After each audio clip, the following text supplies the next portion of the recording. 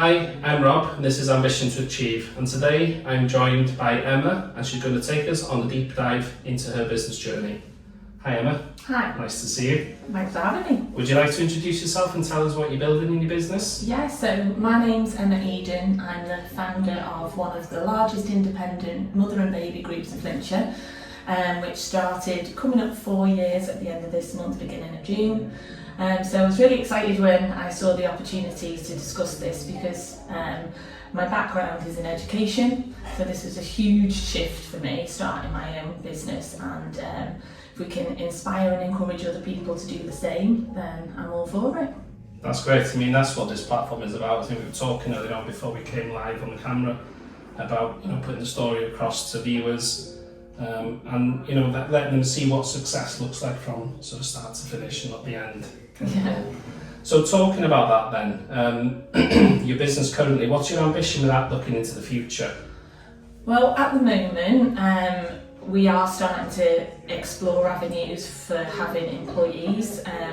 It did start off just me on my own, and then in the last couple of years we've employed, we're now over 3 girls, which isn't a lot. But it's definitely moving in the right direction for us, and my aim is to grow that. Now, how that looks is a little uncertain at the moment.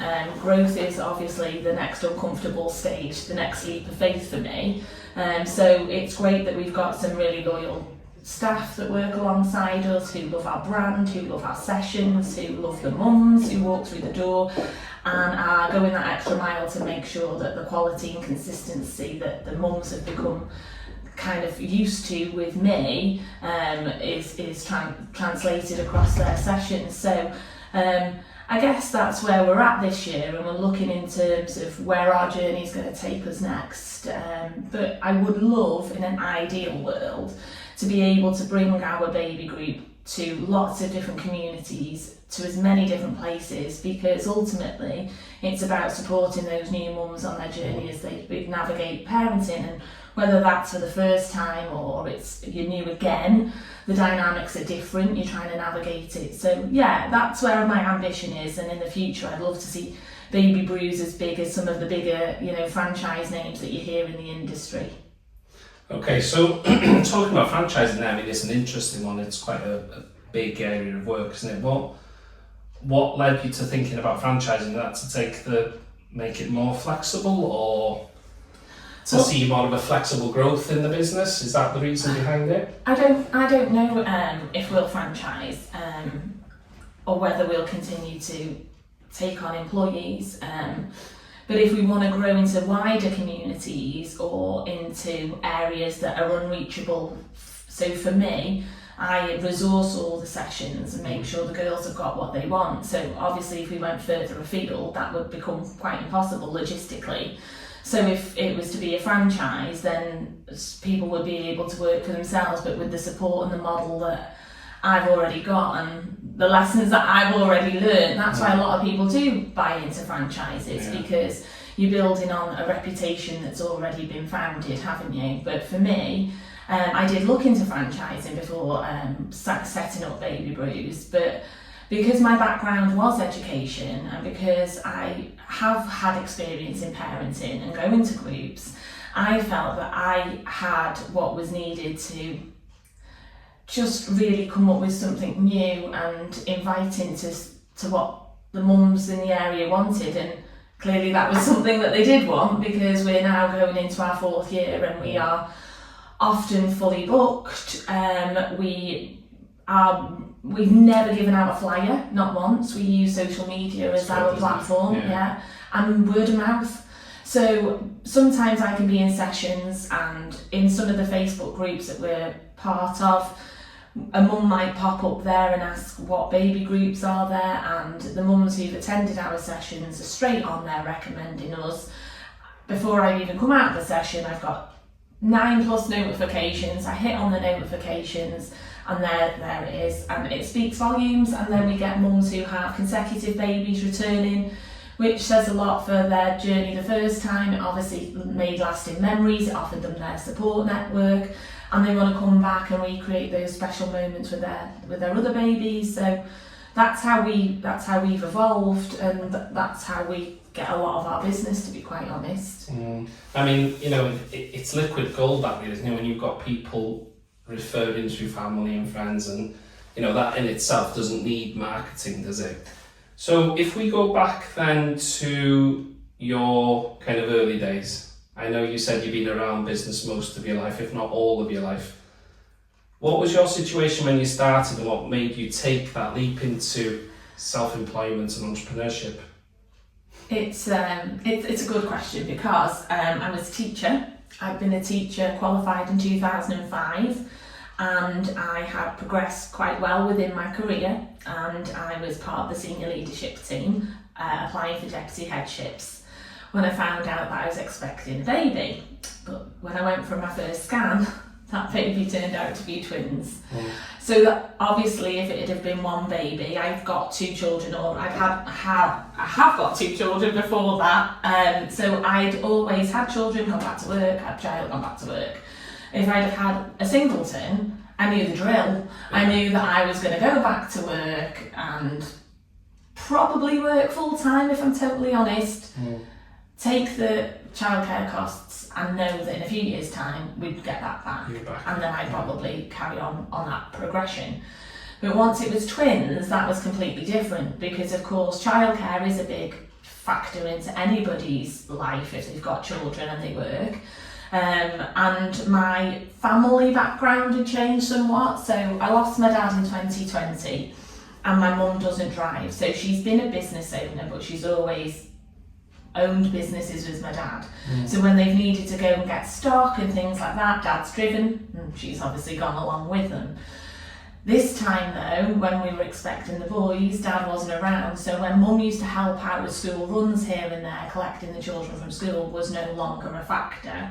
Yeah, she could probably get a taxi, but taxis are costly, and so we started thinking about school age, but not the baby stage. We thought nursery, yeah, obviously they'll go to a nursery or a childminder, and we knew that there needed to be some flexibility.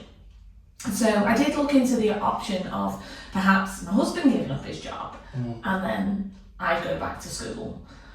But because school is salaried, and I was on a great salary, and I had that security of a salary, I had a pension and all of that sacrifice that I've made. But for every hour that he works, he gets paid for it, and there's some incentives in his profession as well. So ultimately, he could out-earn me, and my job as a teacher meant that there was a lot of work to do in the evenings, weekends, when it came to report writing, marking, planning. And although I had done it for a long time, sometimes you get placed in different year groups, you have different children every year, so it's getting to know them. So then your planning needs adjusting, so it's not like you just regurgitate what you've done for the previous year. So we had a lot to think about, and whilst I was pregnant, I did say to my husband, I've got this really funny feeling that the boys, we knew that they were twin boys, that the boys have come for a reason, but I don't know what it is. And he was like, yeah, you're a bit woo-woo, he always says that about me. And I kind of put it to bed. But then the reality of exploring my options when returning to work, when the enormity of having twin babies actually did come to light, was just overwhelming. And I was like, I cannot go back to work full time. This is full on. I've had children before, this is nothing like it. And a colleague came to visit, as you get your visitors with babies, and she had a grandson, and she said, I'm thinking of reducing my hours. And I said, well, I think I'm going to have to. So we had a good chat, and we put a proposal to work to reduce our hours. And because of our organisation, they'd never really allowed job shares. But luckily, whilst I was on mat leave, they joined a trust, and the trust's rules were different, so they had to seriously consider us. And then we were accepted, and I did 2 days a week, and she was going to do 3 days a week. Then I went into a bit of a panic, going, well, 2 days a week's still not enough money, and I've still got to pay for the days that they're in nursery, and that's still twice as much as one baby going in. So the bill was like £500 a month, and I was only working 2 days It's a lot of anyway. money, isn't it? It's a very lot expensive. of money. Yeah. But at this point, I still didn't think about a baby group being my full-time job. Yeah. I just wanted, what I found was that I wanted to go to baby classes whilst I was off, but the cost of them for 2 of them was astronomical. There was nowhere that offered a big enough discount. It was only 10%. So I found myself trying to find free ones or finding the ones that were on offer. And when I got there, they were great and really well resourced, and I could understand why they charged what they did. But then if I wanted to go for a coffee, which was a cheaper option, and meet up with friends who'd had babies, by the time I took a double pram and they took a pram, in a space like this, sitting around a coffee table, you get glared at for taking up too much space. So I decided that what would be really great, because everyone needed that support, was if we could find a space where mums could come together and have a brew, but we'd need to cost it because you need to cover your overheads. But then something just didn't sit comfortably with me about just having a meet up. Because my background had always been in education, I knew that I had a little bit more to give, a little more to offer. And I wanted to use some of the skill set that I'd acquired over that time. So I devised a baby group that offered the opportunity for developmentally suitable activities that were well resourced and a space to connect, socialise and have that brew. And when I spoke to my husband about names and things like that, I said, I really want to be able to support new mums and banish the baby blues. And so he said, well, why don't you call it Baby Brews? Because it's a play on words. It does what it says on the tin. It is a good name. Babies, brews, there. And I was like, I don't like it. But I didn't like it because it was his idea. And then I went, okay. And so from there we went with the name, and then I tested out the logos and things with friends who went, no, that doesn't look like it's a baby group, this, and we fed that. Feedback was good. And then we settled on what we've got, and I put the feelers out. And because I just had babies, I knew a lot of other people who just had babies. And because they knew me and they knew my background, there was an element of trust. Our family had always had businesses in the local area, so we were well recognised with a good reputation. And so straight off on the back, we had a full session just to try. But it was when those mummies left me that I really had to then put myself out there, because dig deep for new people. And it was only when I returned to work, so I started this on my mat leave. So the boys were born in the February, and we started the end of May, just before the May half term. I did a taster session, and then we started after the half term for a block. And then we also run over the summer holidays, which a lot of baby groups are renowned for stopping. And that happened to me when I had my first baby. I'd been attending baby group with a health visitor, and it was great. And then the mums that I met, we'd go for a coffee afterwards. A very similar structure really to Baby Brews. And then I returned to work before the summer holidays. And when I finished work, I said to the girls, so we're going to group today? And they went, oh Emma, it's sorry to tell you, but they're not running over the summer. They don't start back till September. So I'm back in work September. And I remember feeling in the pit of my stomach absolutely devastated. It had just been this little saviour of routine each week, looking forward to seeing the mums that I'd made friends with, you know, and having a reason to get up and dressed and out the house. And suddenly I felt like I'm going back to work and nobody else is going back to work, and I had FOMO, and it was horrible. And losing that kind of social aspect of it as well, I suppose, isn't it? Yeah. You know, being able to catch up with the other mums. Yeah, and having that. It's interesting, isn't it? Yeah, I mean, don't get me wrong, we were part of like a little WhatsApp group, and we were messaging each other, which lots and lots of mums from Baby Brews have met their people, and they are still friends now, which is what it's all about, isn't it? You know, because you need that support long after the baby's born, into toddlerhood, and, you know, applying for schools and things like that nobody really tells you about. But so we run over the summer, and then in the September I returned to school. So I was running my business alongside. So you're full-time in school as well? 2 days. So that was when we were accepted to do the job share. So I worked a Thursday, Friday, and I did sessions on a Monday, Tuesday, and only had a Wednesday completely off. Yeah. But at this point I still didn't think that this was going to be like what I do for a living. I just thought, oh, this is lovely. And I didn't have any financial pressures. Everything that I charged went back into the business. It paid for the overheads, it paid for the coffee, it paid for the disposable cups, it paid for cleaning equipment, it paid for resources, because I had an income coming in that paid for our living costs. But when I returned to work, the pressures of being a teacher and having a family of 4, including twin babies, was enormous, quite honestly. And nobody once in my circle suggested that I stopped doing the baby groups. They knew I was under pressure, but they could see. Interesting, isn't it? Yeah. See the passion, maybe. Yeah, they could see that it made me happy, and because I was making other people happy, they could have said to me, "Do you not think you need to stop doing that and just concentrate on school?" On the teaching, yeah. I don't know why. I can only be grateful now, because going back to school was a real struggle, and I had conversations with my line managers who I had sat alongside as equals only 6 months prior, and I said, I'm really struggling, and I didn't struggle when I returned to work after having my other children.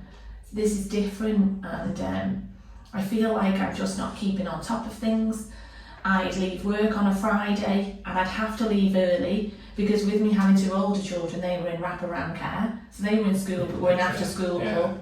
And because I had quite a long commute and it was on the A55, anyone who's watching this will know the A55 on a Friday. Yeah, I felt like that coming over this morning on the A55. I was a bit what time am I going home? tense, you know, about making it here on time, but yeah. I think coming this way is fine, but when you leave today and go that way, because obviously people go down the coast for the caravans, it is challenge. So sometimes I'd be the last one to pick up the children, and knowing that that was a factor, I'd then take boxes of books home. My job share lives just outside of Chester. I live in Holywell in North Wales, and I was like taking boxes of books home to Mark, because I didn't have time to mark them in school, because I knew I needed to get to the children and pick them up on time, but then she needed the books back. So then I'd spend time on my weekend to meet her then, returning the books. And it wasn't every weekend, but it was often enough that it was putting another pressure. Because then family time is limited to weekends, because my husband was working Monday to Friday. And he does a lot of on-call. So if it was a weekend where he wasn't on call and we were having family time, that family time is eaten into by, I've got to go to Chester and drop these books off, which was not ideal. So there were a few different factors, and I got really upset one day, and he said to me, why don't you just pack it in? And I was like, well, what are we going to live on? Because the baby group wasn't giving me an income. I said, Baby Brews isn't going to pay for food on the table. And he said, well, you're going to have to make it work, aren't you? Anyway, I wrote my letter of resignation. Was that the push, would you say, at that moment? When No, I left it in my bag. All right. And I thought, I'm just hormonal, you know, I'm overtired, got small babies, I'll get through it, I'm resilient. You know, I returned to work after Dad died 2 weeks later. I sometimes like to push on through the difficult times, but it was not working. And I sat down with my deputy and I said to him about my well-being. He was like, what can we do? And I said, I just need to get on top of a few things. So in schools now, they give you planning, preparation and assessment time. They call it PPA. But when the less hours you work, the less PPA time you've got. And I hadn't had any since returning in the September. So we were about 4 or 5 weeks in. And he said, right, we'll give you some PPA and see if you get on top of it. So I was really grateful. And at the end of that, I'd given him PE to do. And he queried something. And I just thought, but you know that I'm really professional. And maybe I was just oversensitive. And I just thought, I'm not doing this anymore because I can't do this. I just haven't got, because I thought, is he having a pop, or am I being oversensitive, or are they doubting my professionalism? And I just thought, I'm not in the right mindset to be back in work here. I've got 2 tinies at home and this is a lot, and I like my baby group quite a lot. So I did what my husband said, and the next day after the conversation I'd had with him, I told my head, said, I'm sure you won't be surprised, but I'm handing in my notice. And it wasn't met with the response that I was anticipating. I'd worked in the school a long time, and I was well respected amongst my colleagues. I'd obviously been on the senior leadership team, and I thought that they'd want to do a little bit more to keep me, but that wasn't what I was met with, because my letter had said that I was leaving at Christmas, and it's not the ideal time to leave. End of year would have been ideal, but it wasn't personal to the school, it wasn't personal to the senior leaders, it was just personal to me and my life situation had completely changed. And I just couldn't face any longer struggling. Who wants to, that my mental health was at a point of struggle, and I'd never experienced that before. So I was going to leave at Christmas and I didn't really know what else to do. And one of the venues that I currently use approached me, said, we've seen you set up a baby group, would you like to look at our venue? And at this point, again, not knowing where the business was going to go, all I knew that numbers were rising, it was becoming quite popular. I looked around the venue and it was pristine, it was ideal, but the cost was much greater to hire that venue than the one that I had set up in. And that scared me, it scared me a lot. I was like, I've just handed in my notice from my really secure career, and I said to her, book me in on Thursdays, because that was one of my teaching days. I'm going to have to replace a teaching day. And she said, okay, when do you want to start? I said, January 2023. And then I phoned a supply agency and I said, if I need work, what's it like in the area? Asked me where I lived, and they said we could give you supply every single day of the week if you wanted. So that gave you a little bit of confidence, would you say, that there was something to fall back on? 100%. Yeah. I've never walked back into a classroom since I left. I've not done a day's supply. Whether it's luck, whether it's hard work. So the decision was right then for you? Definitely. 100%. It isn't easy. Oh my goodness me, it has not been easy, and there have been times, I wouldn't say in the first year, because in the first year it was a little bit exciting, the boys were still very small, so I was having quite a bit of time with them, but as they grew and the business grew, and the uncertainty of the regularity of income, I started to really appreciate a salary. I was like, oh, this is big.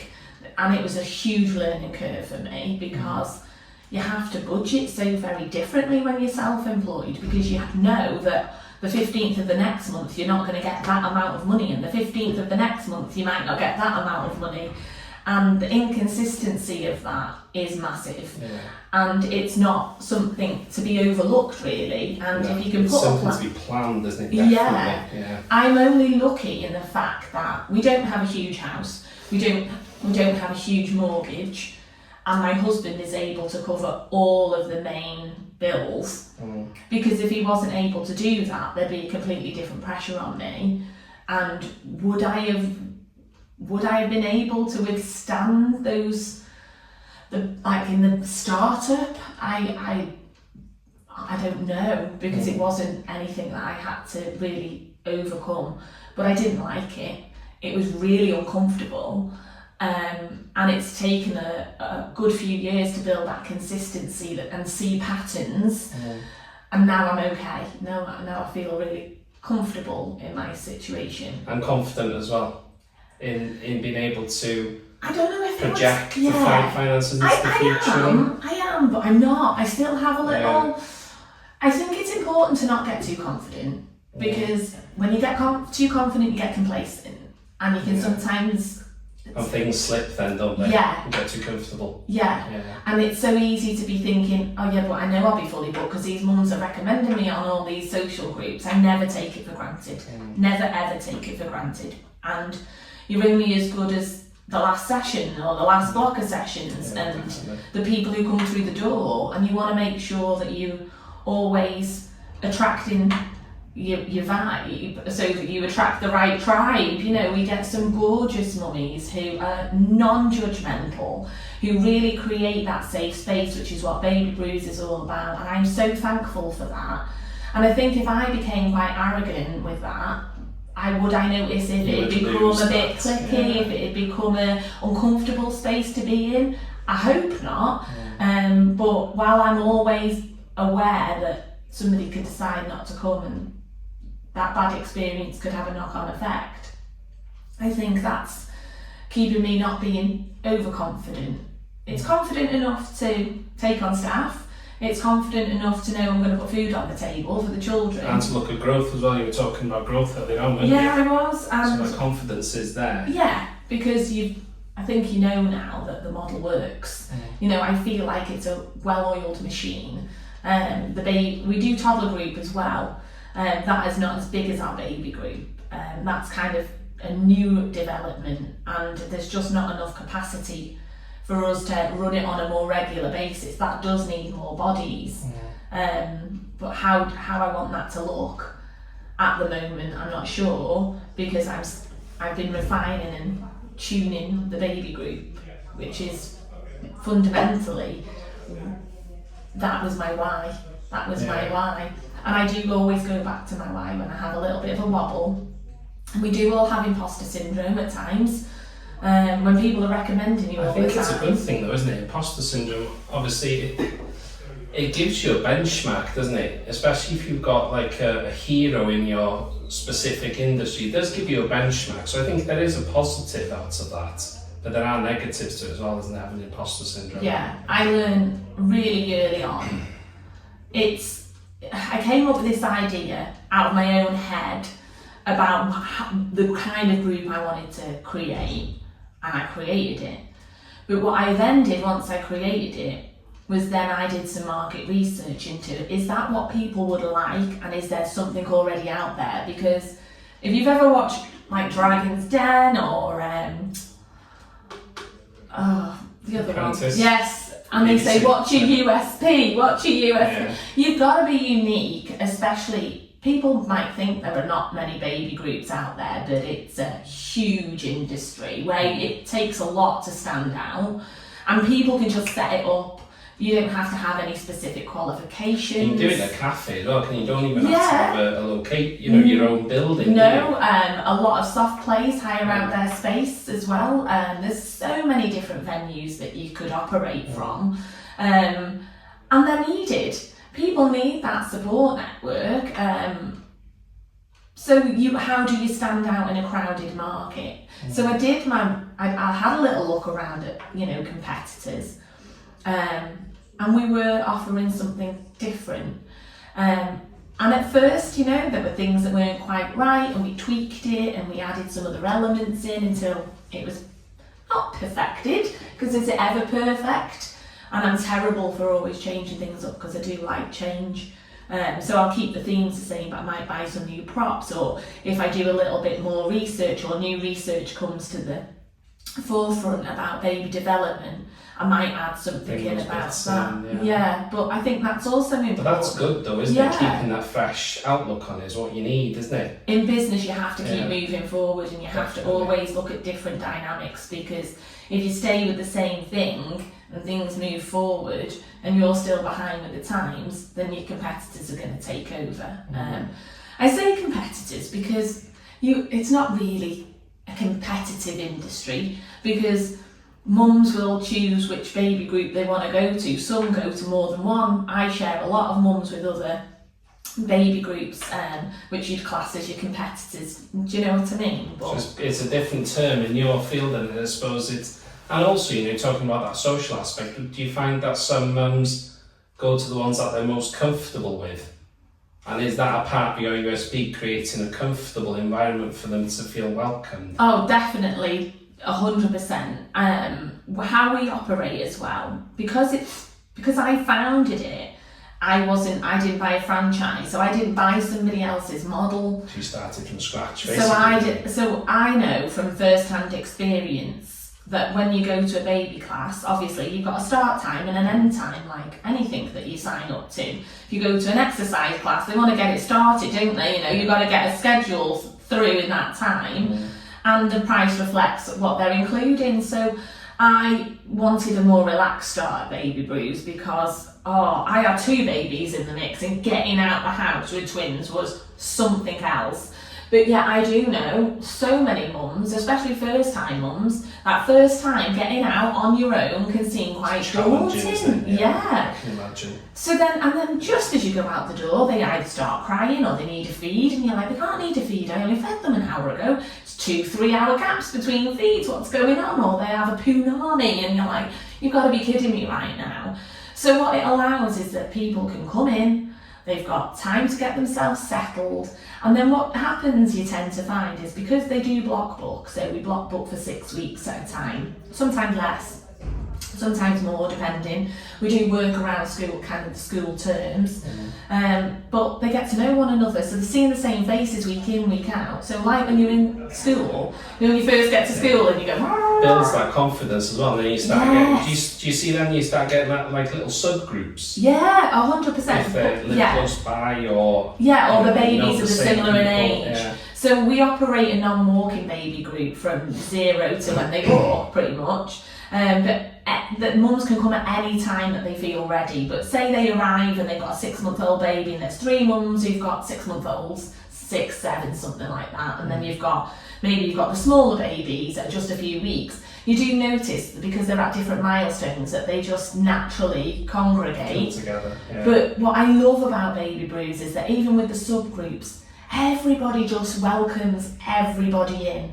But whilst we've got that relaxed start, they'll talk to each other, so they might not see each other from one week to the next because we've got busy lives, and that comes afterwards, doesn't it? The catching up and meeting up after the groups are finished. But when you used to go to school in the morning, you'd have like a full-on group, wouldn't you? Where you had a chance to have a catch-up before you go to learn.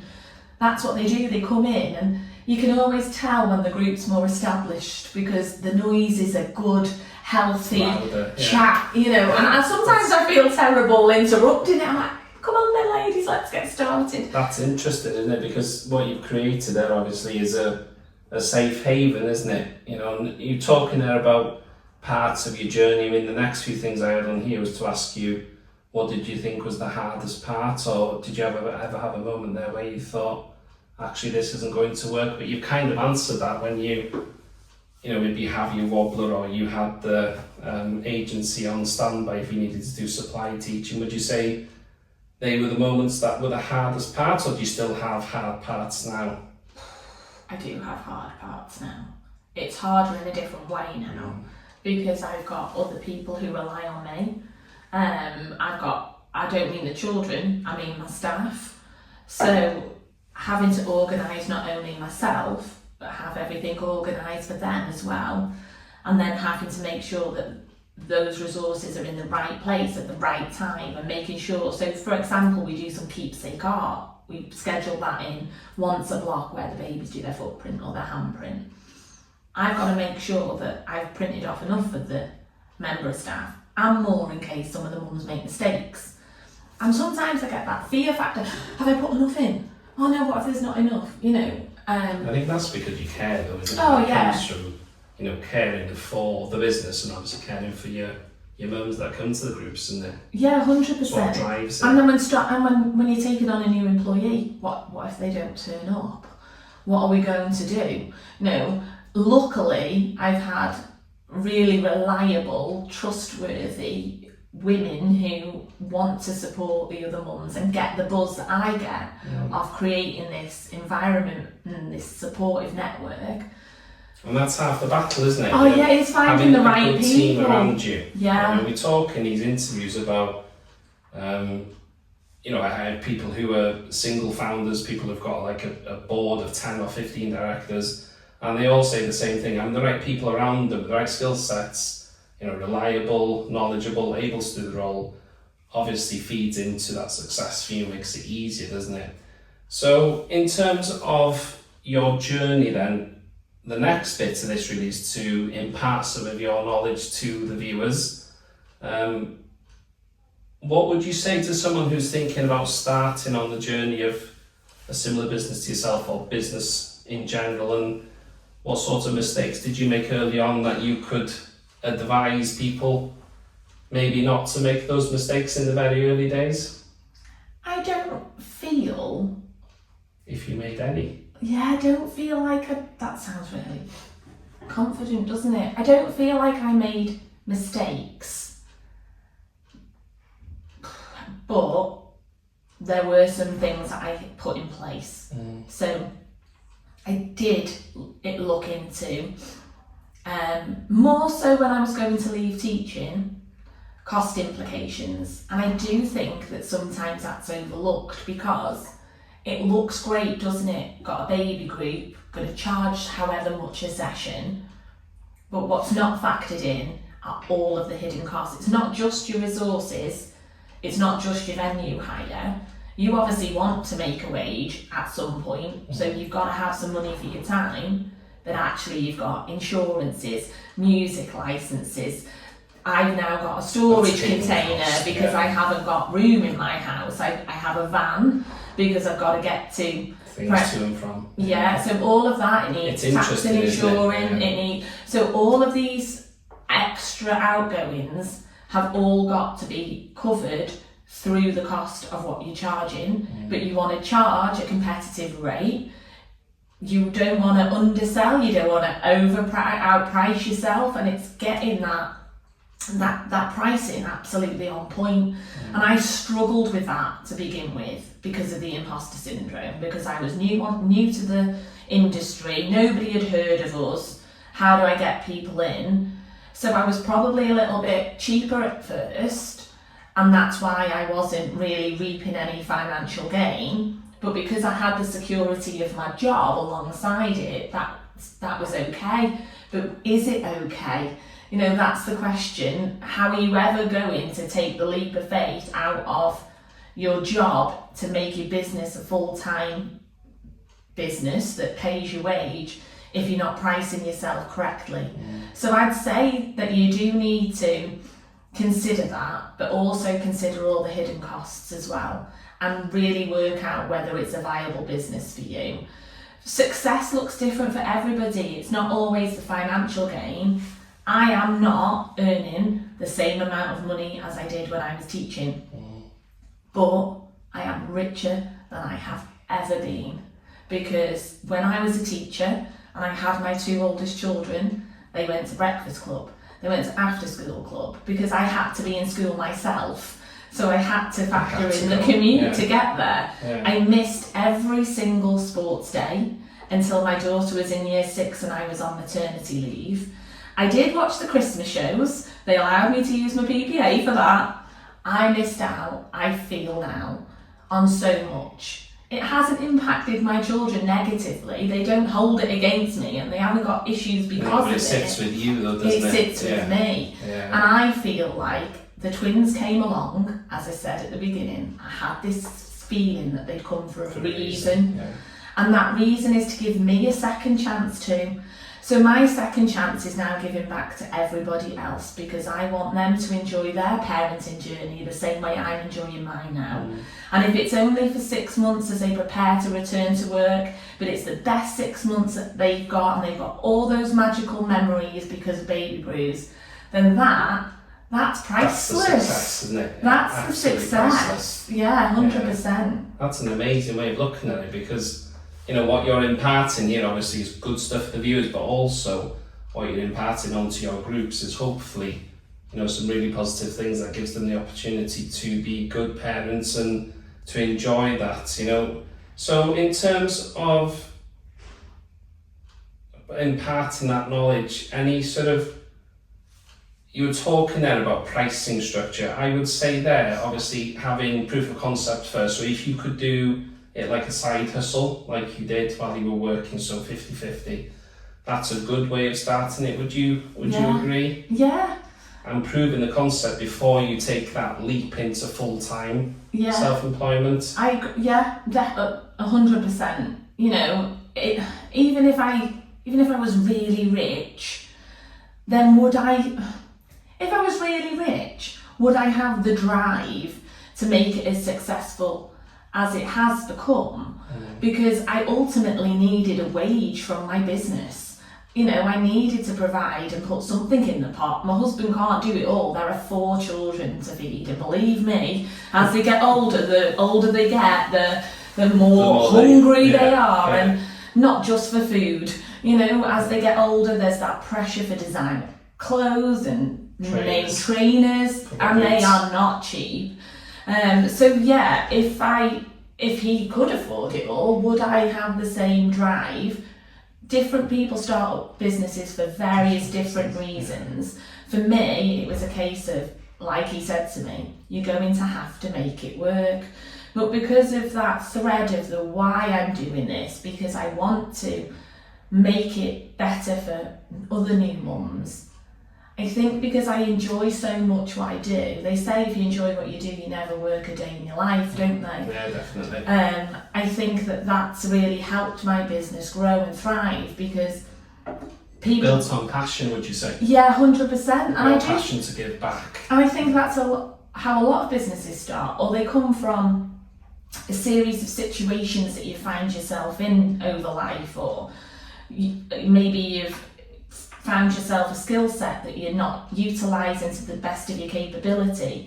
I was applying for deputy headships and I was getting to interview stages, but always losing out to somebody else who already had experience. In my opinion, running your own business is a leadership skill, and I'm now utilising all of those skills that I would have had to use in a deputy position, even a head teacher's position, but without that responsibility for all of those people. And I feel like I've got that skill set to grow my business and have a team as big as I had when I was a senior leader.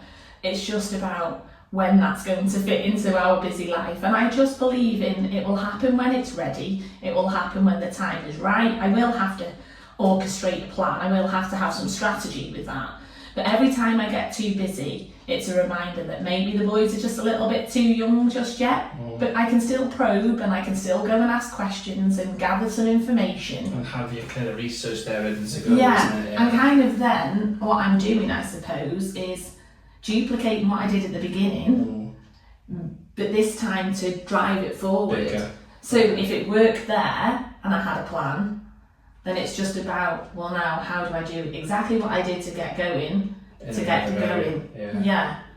Yeah, it's interesting. So that brings us on to our last few questions, Anna. It's been amazing to talk to you. I mean, I think we could probably sit here all day and go right into the deep stuff in your business. Might be interesting having a follow-up possibly. Maybe. This time Maybe next you come year. to Baby Brews. that might be that might be a nice way of putting it, so we can see this setup is great, but it's also nice to get into the business and see what you do on a day-to-day basis, because it tells a story, doesn't it?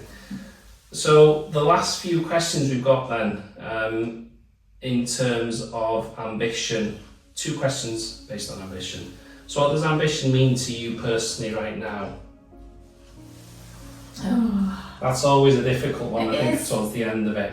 I think I am and always have been a very ambitious person.